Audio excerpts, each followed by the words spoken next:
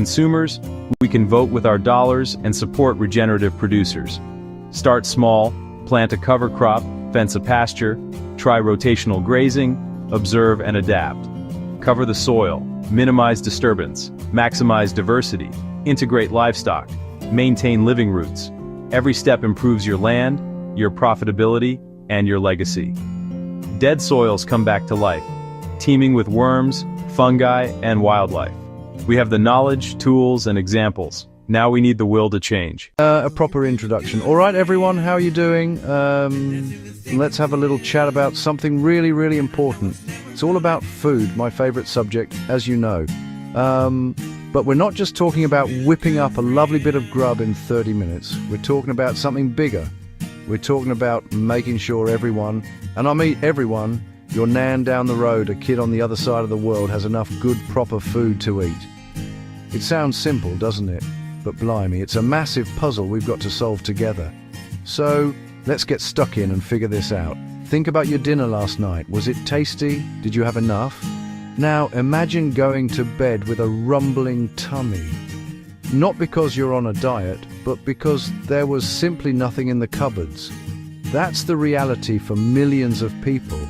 And honestly, it's just not right. We live on a planet that grows more than enough food to feed every single person. So the problem isn't about not having enough food. The problem is about how we share it. It's about fairness, or the lack of it. This isn't just about charity, it's about building a better, stronger world for our kids. Over the next few pages, we're going to break it all down. No confusing jargon, no complicated stuff. We'll look at what this idea of fair food for all really means, the hard facts, the places where things are going wrong, the reasons behind it all. It can be a bit of a tough topic, I won't lie, but it's one we need to face head on.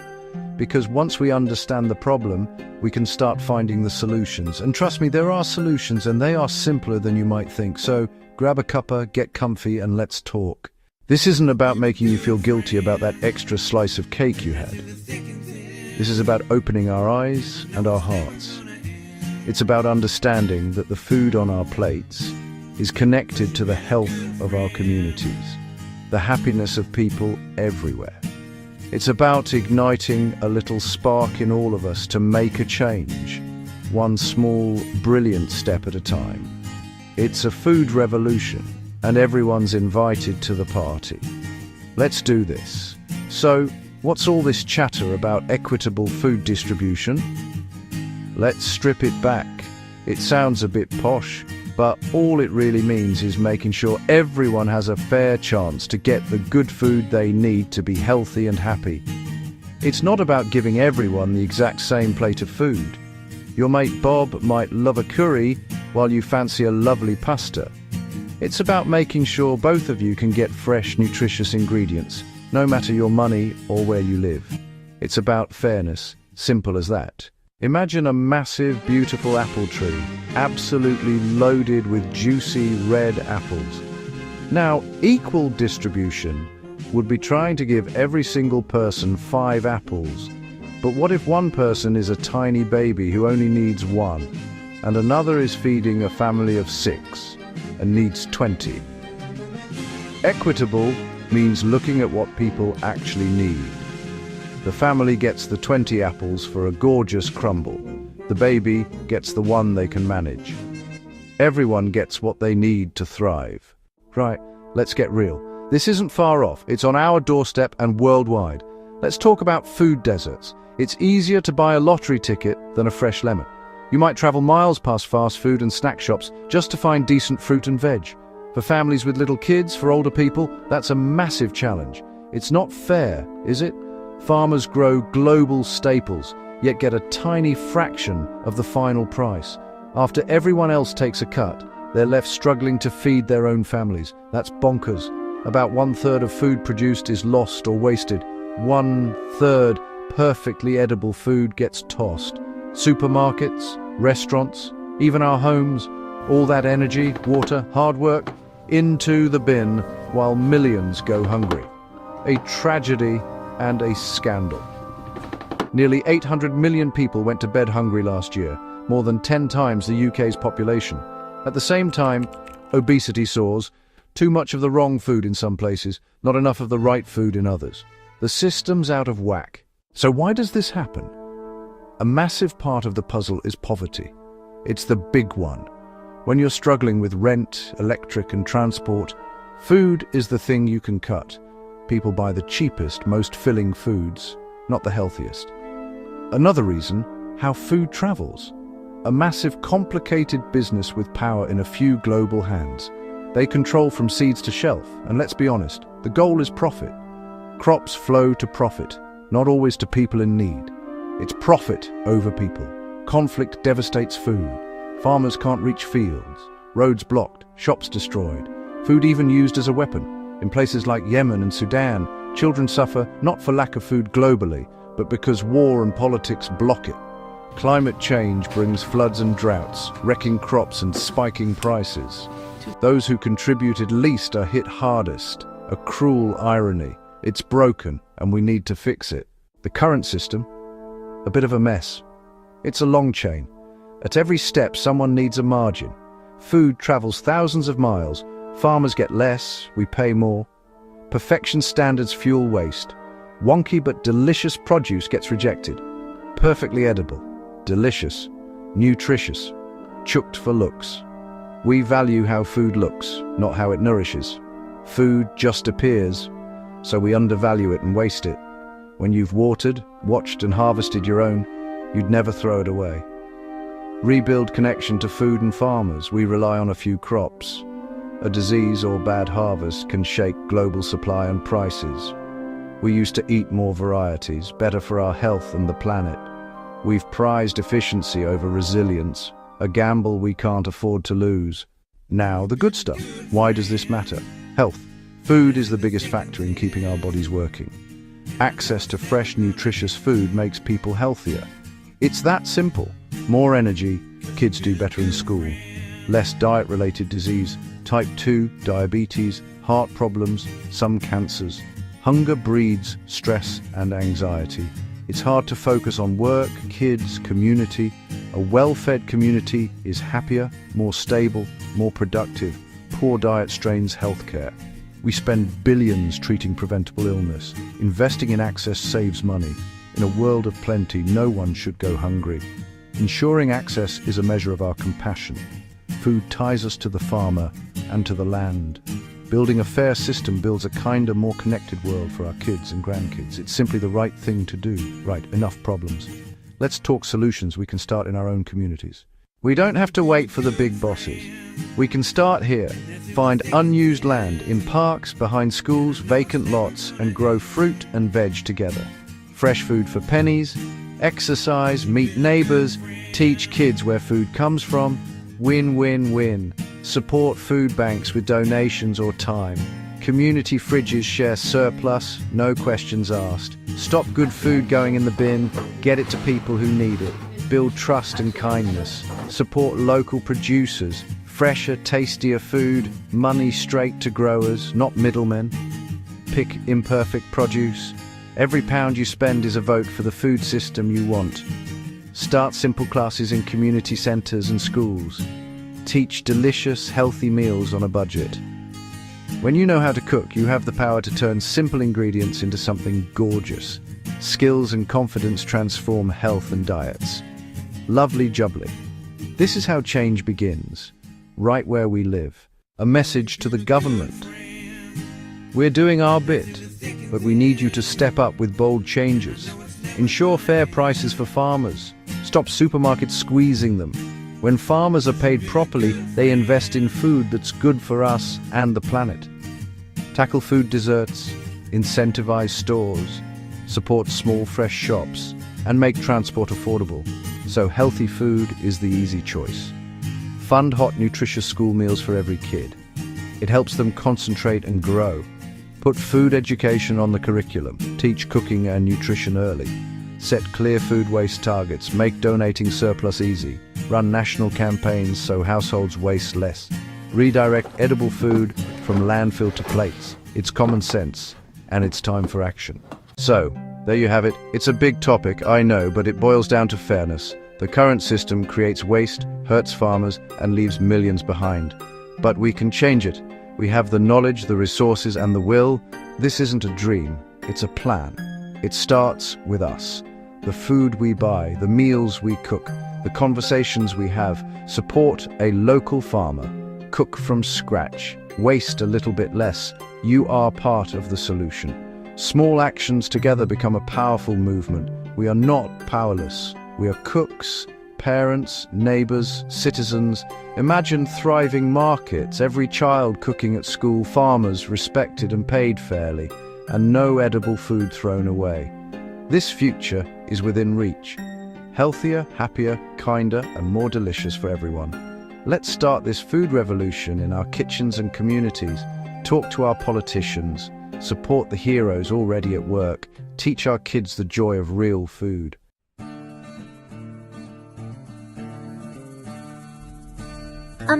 Hello, I'm Rania, and I dream of a world where everyone has enough to eat, you know? But it's not easy. My little farm, it's struggling. Then I heard about something called the Peacism ecosystem. It's like magic. Suddenly, my crops started dancing with life. Smart little creatures appeared, helping me tend the fields. My farm connected with others around the world. Now we're not just growing food, we're growing peace. From my small plot to the whole wide world, we're building a sustainable future together. This is our story, the story of Peacism.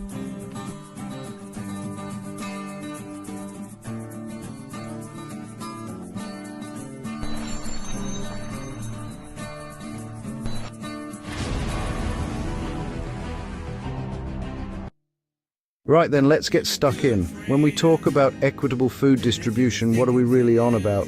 It sounds a bit posh, a bit complicated, but it's actually dead simple.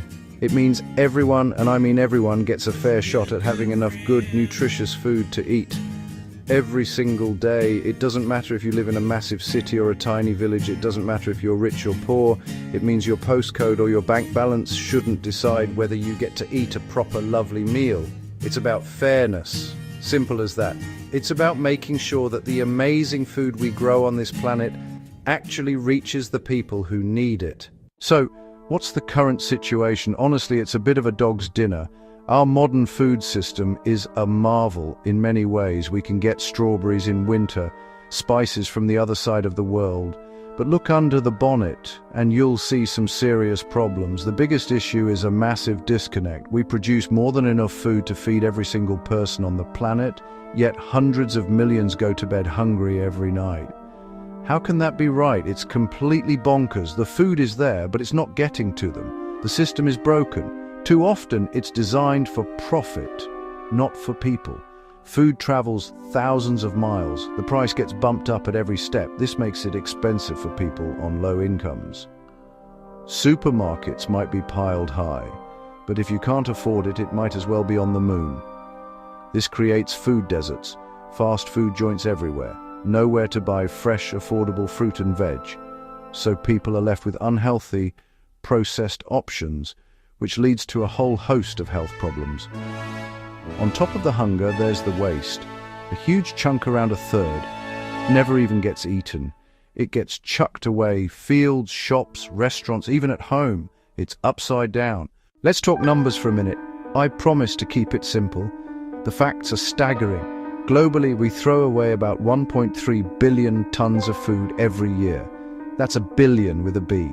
Imagine a massive queue of bin lorries around the earth 7 times. All of that is food that could have been eaten enough to feed around 2 billion people, while over 800 million don't have enough to eat. The maths doesn't add up. It's a moral and logistical catastrophe. Waste happens everywhere, from the farm, from wholesale and shops, to your fridge. Farmers grow more than they can sell, or weather hits.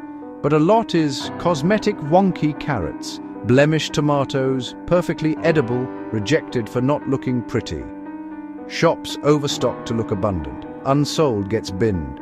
Restaurants guess demand. Leftovers go. At home we overbuy, store badly, misread dates, and chuck leftovers. Millions of small wastes add up to a mountain. We use precious land, water, and energy to grow. then more to transport and refrigerate only to throw a massive chunk away, while a mother somewhere struggles to feed her child. Heartbreaking.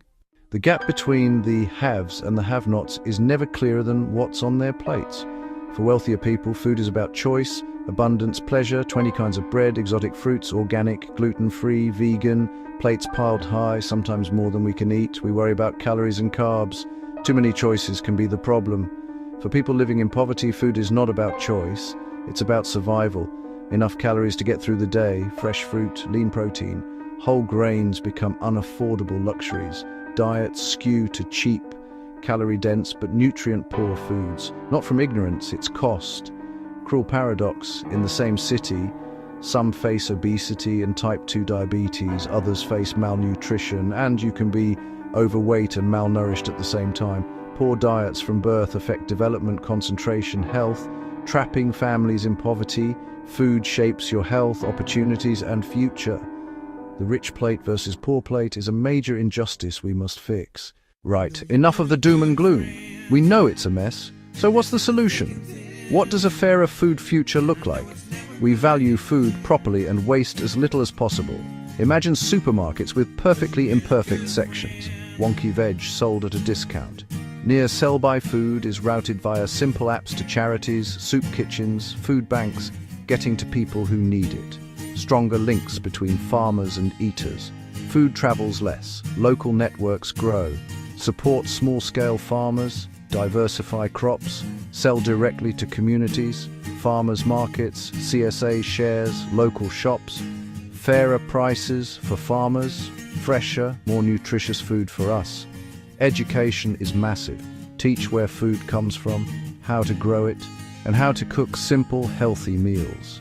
Every school, a garden and a teaching kitchen. Kids connect to food and waste less. A fair system makes healthy food easy and affordable. Subsidize fruit and veg, make ultra-processed junk more expensive, ensure community kitchens and gardens, design towns without food deserts, built on community, common sense, respect for farmers, and the food itself. So, you're fired up? Right. What can I actually do? It can feel massive, but small actions add up. Start at home. Stop wasting food. Plan meals. Write a list. Buy only what you need. Get friendly with your freezer. It's your best mate. Half a loaf, whiz breadcrumbs, freeze. Soft bananas, banana bread. Be curious. Buy local when you can. Farmers markets, farm shops, or look for local labels. Cut food miles. Don't be a food snob. Wonky veg tastes the same. Buying it signals you care about taste and stopping waste. Learn a few basics. You don't have to be a chef. A simple soup, a pasta sauce, a lovely omelette. Cooking gives control, saves money, improves health, and fights waste. Get kids involved. Get your mates round. Make it fun. Use your voice. Talk to friends. Share what you learn. Write to supermarkets about waste and local sourcing. Ask counsellors about tackling food poverty. Our choices and our questions both matter. Don't think small actions don't count. They are the seeds of a food revolution. While individual actions are brilliant, the real magic happens when we come together. Community gardens turn neglected patches, parks, churchyards, estates into places to grow food. Young hands in soil, older hands guiding. People learn, share the harvest, and fresh food becomes accessible to everyone. Food clubs, pantries differ from food banks. Members pay a small fee for a bag of fresh and cupboard food, often $15–20 in value, sourced from surplus. It builds dignity, budgeting, and reduces stigma. Community kitchens teach basic skills, budget planning, cooking with surplus, batch cooking for the week, shared meals that tackle isolation as well as hunger. Partner with local farms for veg box schemes, collect surplus from shops and restaurants, organize gleaning to collect produce left in fields. Communities can plug gaps and create local solutions to a global problem. It's neighbors helping neighbors, and that is incredibly powerful. Fixing our food system benefits everything. Access to affordable, nutritious food means fewer cases of malnutrition, obesity, and diet-related disease. Less pressure on the NHS. Kids concentrate, learn, and reach their potential. Supporting local farmers and producers keeps money in the community, creates jobs, supports families, and builds resilience. Money goes to the people who grow and make our food, not distant corporations. Today's production and waste harm soil, water, and climate. Landfilled food releases methane. A fairer, more local, less wasteful system means less pollution, healthier soil, more biodiversity, and a smaller carbon footprint. Food connects us. Sharing, cooking, and growing together break down barriers, strengthen the social fabric, and reduce loneliness. A right to good food builds kindness, dignity, and justice. It makes our world a better, more compassionate place to live. So, there you have it. The food system is complex, but the solutions are simple and full of hope. Not an impossible dream, just common sense changes that transform the world. We already grow enough, the food is there. The knowledge and passion are there. We need to connect the dots for fairness, not just profit. Power isn't only with governments or big companies, it's in our hands too. Every time you buy a wonky carrot, cook from scratch, or turn leftovers into something delicious, you cast a vote for a better food future and become part of the solution. When a garden starts or surplus is shared, we build fairness from the ground up.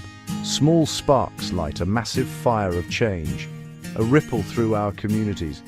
We're on the cusp of a food revolution. People are asking where food comes from and demanding better. The energy is building. Let's grab it with both hands.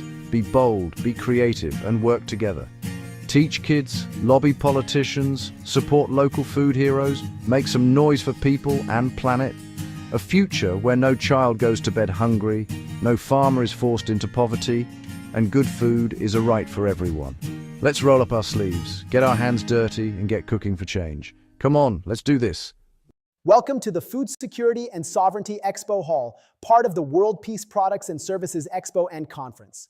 I am delighted to guide you through this immersive experience where innovation, technology, and sustainability come together to address one of humanity's most pressing challenges: how to feed the world fairly and responsibly.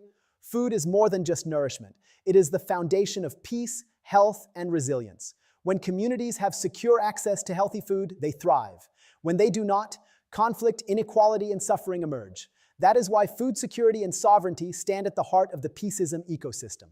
Today, we will explore three powerful dimensions: regenerative agriculture, farming practices that restore soil, water, and biodiversity while creating meaningful livelihoods; smart farming technology, digital tools like drones, sensors, and data platforms that make agriculture more efficient, climate-friendly, and resilient; equitable food distribution, systems that ensure fairness, giving small farmers access to markets and making nutritious food available to all, not just the privileged few. Welcome to Booth 1, Regenerative Agriculture. This is where we look at how farming can not only feed people, but also heal the earth.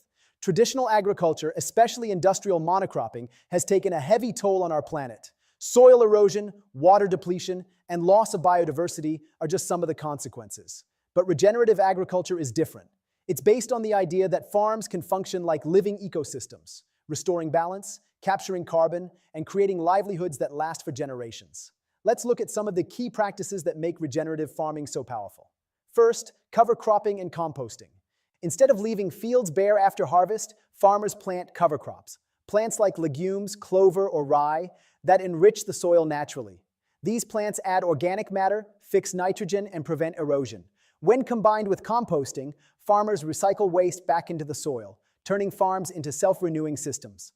The result? Healthier soil, less dependence on synthetic fertilizers, and greater resilience to droughts and floods. Second, agroforestry.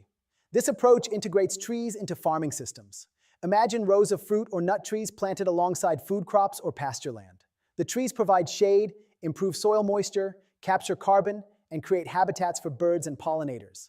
Farmers gain multiple income streams, from timber, fruits, or nuts, while reducing risk and improving sustainability. Agroforestry brings back diversity to landscapes that industrial farming made uniform. Third, circular farming systems. This means designing farms where every output becomes an input.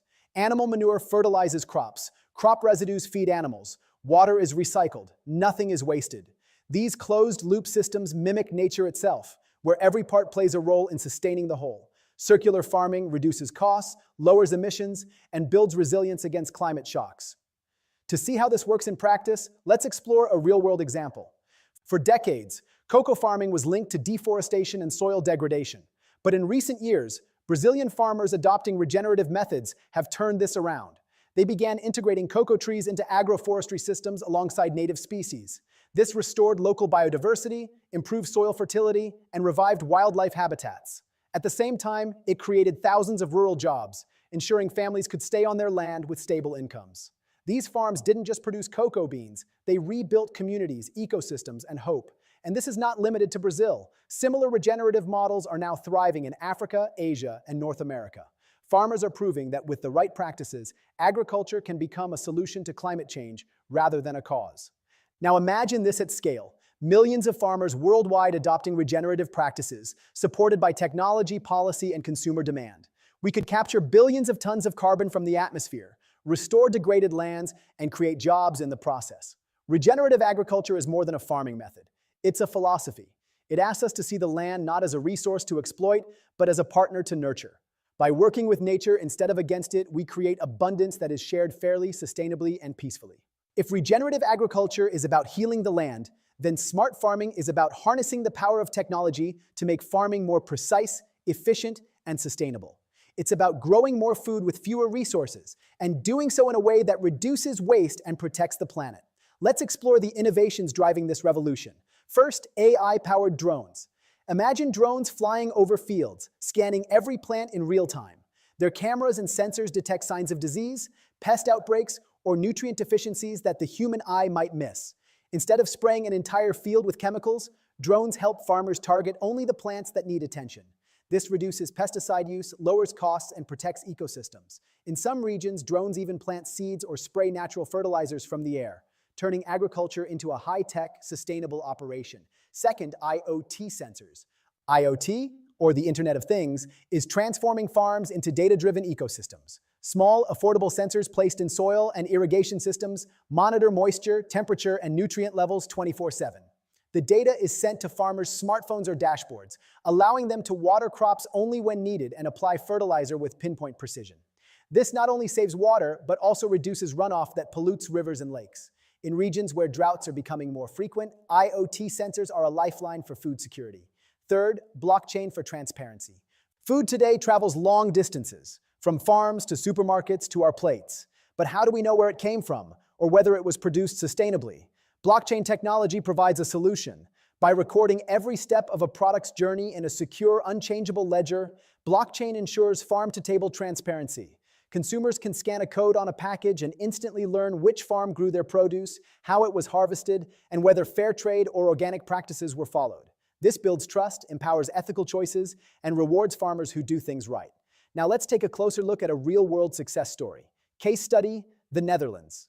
The Netherlands is one of the world's smallest countries by land, yet it has become the second largest exporter of food, right behind the United States. How? By embracing smart farming technologies. Dutch vertical farms powered by AI grow vegetables under controlled indoor conditions, stacked in layers that rise like skyscrapers. These systems use LED lighting, climate controls, and hydroponics to produce food year-round, regardless of weather. The results are astonishing. 10 times more yield per square meter, using 90% less water than traditional farming.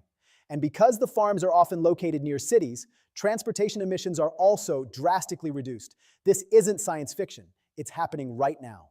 From AI algorithms predicting crop yields, to robots harvesting lettuce, to satellites monitoring global food supplies, smart farming is rewriting the future of agriculture. The benefits are clear. More food to feed a growing population.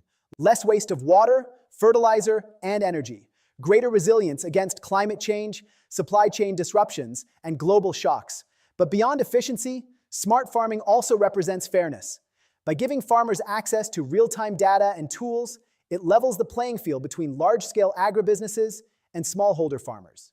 With the right technology, even a small family farm can optimize its output, increase income, and join global supply chains. When combined with regenerative practices we saw at Booth 1, smart farming technology becomes a powerful force, restoring ecosystems while scaling food production.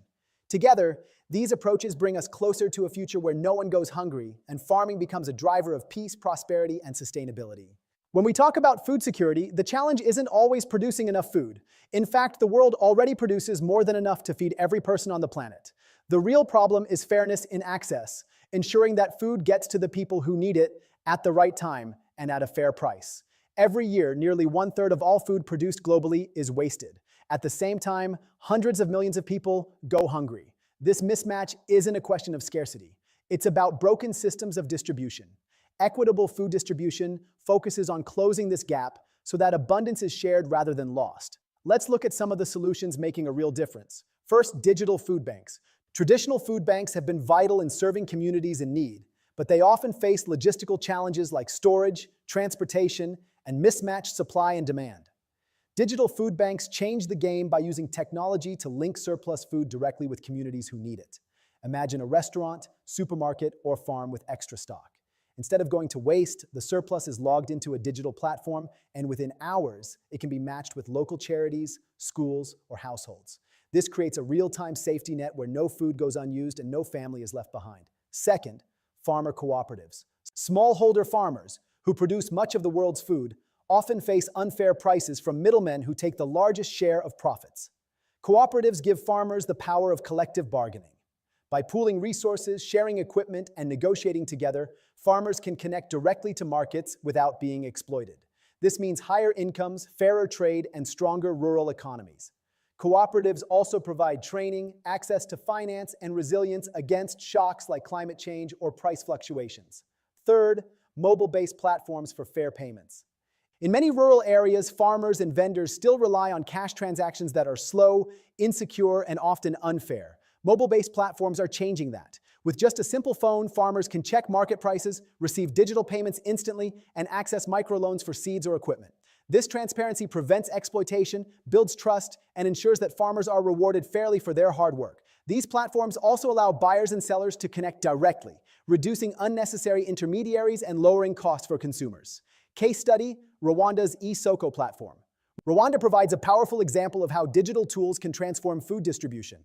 The government launched eSoko, a mobile platform that allows farmers to check market prices in real time and sell directly to buyers. Before eSoko, farmers often had to accept whatever price middlemen offered, without knowing the true value of their crops. Now, with access to accurate data and digital payments, farmers have more control, higher incomes, and greater stability. At the same time, consumers benefit from lower prices and fresher produce. Waste is reduced, and fairness is increased. The story of eSoko reminds us that equitable food distribution is not just about technology, it's about dignity.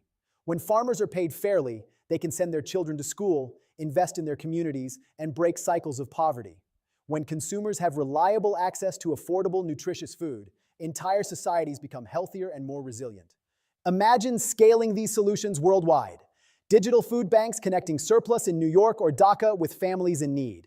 Cooperatives across Africa and Asia giving small farmers the same market power as industrial producers. Mobile payment systems ensuring that no farmer, no matter how remote, is left behind. Equitable food distribution means fairness, opportunity, and peace. It ensures that food, the most basic human need, is treated not as a privilege, but as a universal right.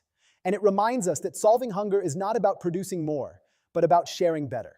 Now that we've explored the big picture, let's look at 3 smart farming innovations in action. Real solutions that are already changing the way food is produced and distributed. First, drone monitoring.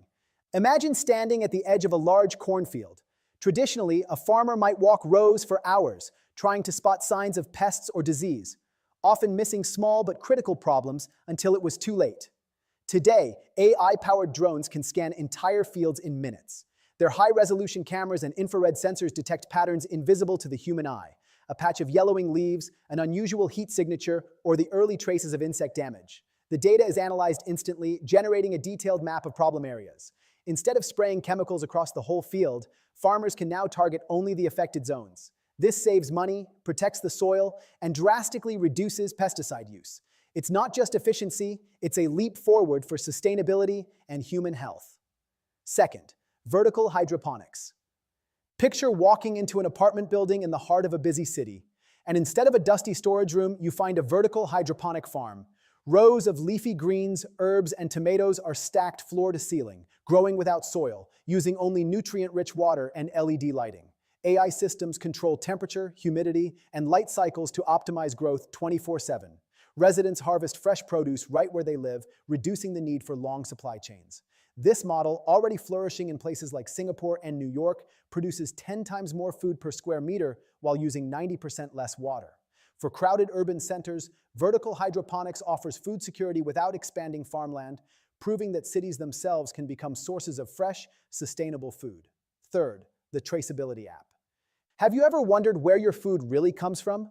With a simple smartphone app, consumers can now scan a QR code on a package of rice, fruit, or coffee and immediately see its full journey, from the farm where it was grown, to the trucks and warehouses it passed through, to the supermarket shelf. The app also reveals critical data, the carbon footprint of production, whether fair trade standards were met, and exactly how much the farmer earned. This transparency empowers consumers to make ethical choices while rewarding farmers who adopt sustainable practices. It turns every purchase into a vote for a fairer and greener food system. Together, these three demos, drone monitoring, vertical hydroponics, and traceability apps, show us something powerful. They prove that sustainable food systems are not dreams for the distant future. They are working today. Farmers are using them. Cities are adopting them. Consumers are benefiting from them. The challenge now is scale. How do we bring these tools to every community, every farm, and every table? That is the work of innovation, collaboration, and policy. But the path is clear. With technology as our ally, we can grow smarter, waste less, and share more fairly. Smart farming is not just about feeding more people. It's about creating systems that are transparent, just, and resilient. These demos remind us that when we combine innovation with intention, we don't just build better farms, we build a better world. Now let's shift gears and enter networking mode. One of the most exciting features of this expo is the AI-powered matchmaking system. Instead of wandering through a crowded conference hall hoping to meet the right people, here the AI does the work for you, analyzing profiles, interests, and goals to connect you with the people who matter most. Here's how it works. First, investors are matched with startups. If you're an investor, the system identifies early-stage companies in sustainable agriculture, food technology, or supply chain solutions that align with your focus. You'll see not just a company name, but also key metrics, their stage of development, funding needs, and potential impact. This way, instead of sifting through dozens of random pitches, you're instantly connected with founders who are relevant to your portfolio and values. For startups, this means access to funding opportunities that would otherwise take months of introductions to secure. Second, farmers and policymakers are matched with regional innovators. Farmers may be searching for new irrigation systems, drought-resistant seeds, or low-cost distribution tools. Policymakers may be looking for proven models to scale within their regions. The matchmaking engine scans these needs and connects them directly to innovators offering the right solutions. For example, a farmer in Kenya might be paired with a startup from India specializing in solar-powered cold storage. A policymaker in Latin America could be connected with a cooperative model from Africa that has already transformed rural livelihoods. This matchmaking isn't just networking. It's about practical knowledge transfer that saves time and accelerates impact. Third, NGOs are matched with food distribution projects. Nonprofits often struggle to find credible partners on the ground, while grassroots projects need visibility and support. The AI system bridges this gap. NGOs focused on hunger relief, nutrition, or climate action are connected with food banks, cooperatives, or tech-enabled platforms that align with their mission. This ensures that resources, funding, and expertise are directed to initiatives with proven community value. For grassroots projects, it's a chance to scale beyond local boundaries and gain global allies. Now here's where you come in. Take a moment to check your matchmaking chat panel. Inside, you'll see a list of suggested partners. Not randomly chosen, but carefully curated by the AI based on your profile, preferences, and goals. Maybe you're an investor matched with a regenerative farming startup that's already piloting in 2 countries. Maybe you're a farmer linked to a policy team that can unlock subsidies for your sustainable practices. Maybe you're an NGO leader now connected to a blockchain platform ensuring food traceability in rural markets. This is your opportunity. Introduce yourself. Share what you're working on. Ask questions. Explore possibilities. Remember, collaboration is at the heart of the Peaceism ecosystem. No single organization can solve food security, climate resilience, or equitable distribution alone. But together, through smart matchmaking, we can accelerate solutions and create partnerships that last far beyond today's event. So go ahead, open your chat, see who you're connected with, and take the first step toward collaboration. Your next partner, funder, or ally may be just one message away. Thank you for joining us in the Food Security and Sovereignty Expo Hall, part of the World Peace Products and Services Expo and Conference. Over the past session, we've explored how farming, technology, and fairness can come together to nourish people and heal our planet. We began with regenerative agriculture, where farmers are not just producing food, but restoring ecosystems and creating resilient livelihoods. We then saw the rise of smart farming technologies, from AI-powered drones to vertical hydroponics, proving that innovation can help us grow more food while using fewer resources. And finally, we explored equitable food distribution systems, where digital food banks, farmer cooperatives, and mobile payment platforms ensure that food and opportunity reach those who need it most. Together, these approaches paint a powerful picture, a world where food is not just abundant but accessible, a world where farmers are fairly rewarded, where cities become sources of fresh produce, and where no family has to go hungry while food goes to waste. But this is just the beginning.